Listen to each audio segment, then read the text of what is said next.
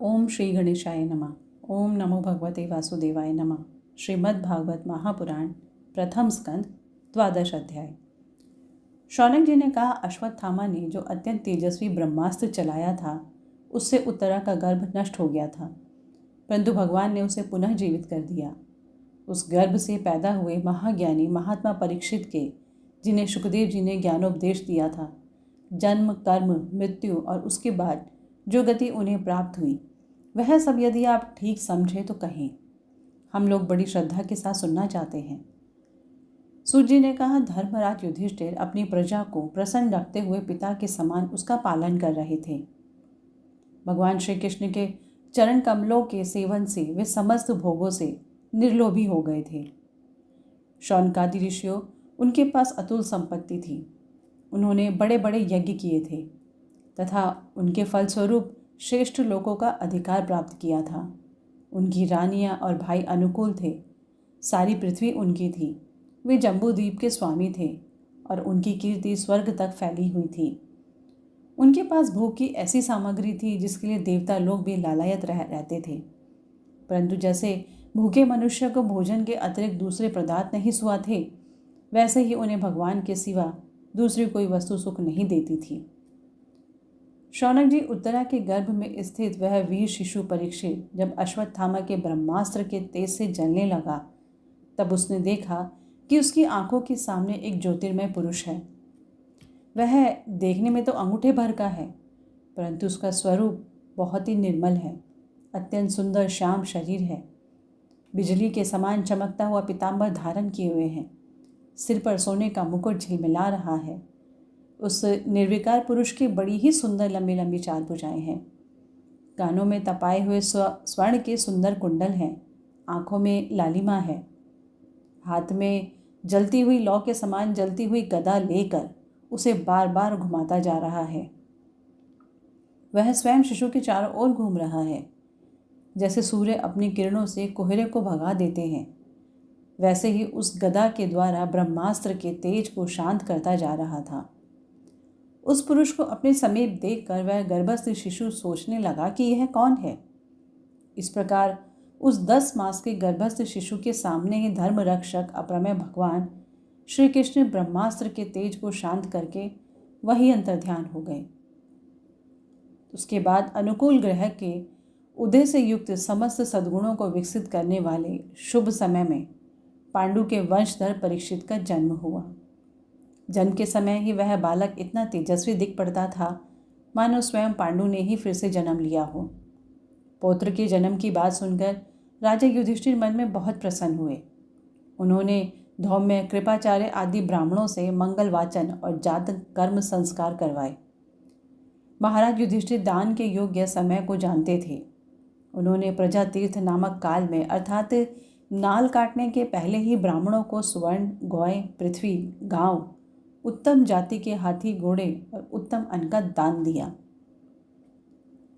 ब्राह्मणों ने संतुष्ट होकर अत्यंत विनय युधिष्ठिर से कहा, पुरुवंश शिरोमणे, काल की दुर्निवार गति से यह पवित्र पुरुवंश मिटना ही चाहता था, परंतु तुम लोगों पर कृपा करने के लिए भगवान विष्णु ने यह बालक देकर इसकी रक्षा कर दी, इसलिए इसका नाम विष्णुरात होगा। निस्संदेह यह बालक संसार में बड़ा यशस्वी, भगवान का परम भक्त और महापुरुष होगा। युधिष्ठिर ने कहा, महात्मा, यह बालक क्या अपने उज्जवल यश से हमारे वंश के पवित्र कीर्ति महात्मा राजर्षियों का अनुसरण करेगा? ब्राह्मणों ने कहा, धर्मराज, यह मनुपुत्र इक्ष्वाकु के समान अपनी प्रजा का पालन करेगा तथा दशरथ नंदन भगवान श्री राम के समान ब्राह्मण भक्त और सत्य प्रतिज्ञ होगा। यह उशी नर नरेश शिवी के समान दाता और शरणागत वत्सल होगा तथा याज्ञिकों में दुष्यंत के पुत्र भरत के समान अपने वंश का यश फैलाएगा। धनुर्धरों में यह सहस्त्रबाहु अर्जुन और अपने दादा पार्थ के समान अग्रगण्य होगा। यह अग्नि के समान दुर्धर्ष और समुद्र के समान दुस्तर होगा। यह सिंह के समान पराक्रमी, हिमाचल की तरह आश्रय लेने योग्य, पृथ्वी के सदृश तितिक्षु और माता पिता के समान सहनशील होगा। इसमें पितामह ब्रह्मा के समान समता रहेगी।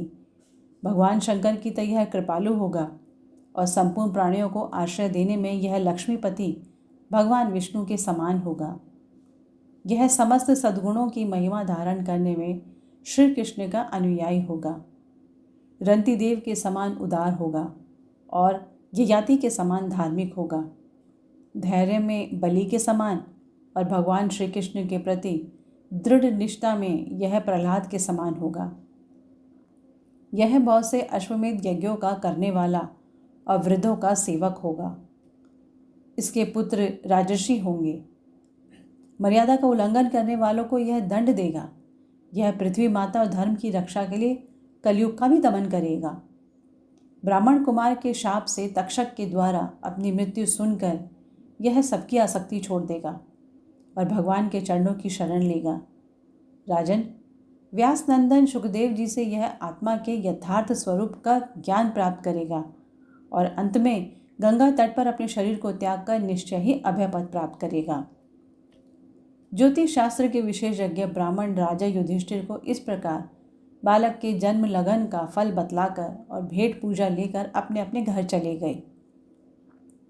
वही यह बालक संसार में परीक्षित के नाम से प्रसिद्ध हुआ, क्योंकि वह समर्थ बालक गर्भ में जिस पुरुष का दर्शन पा चुका था उसका स्मरण करता हुआ लोगों में उसी की परीक्षा करता रहता था कि देखें इसमें से कौन सा वह है।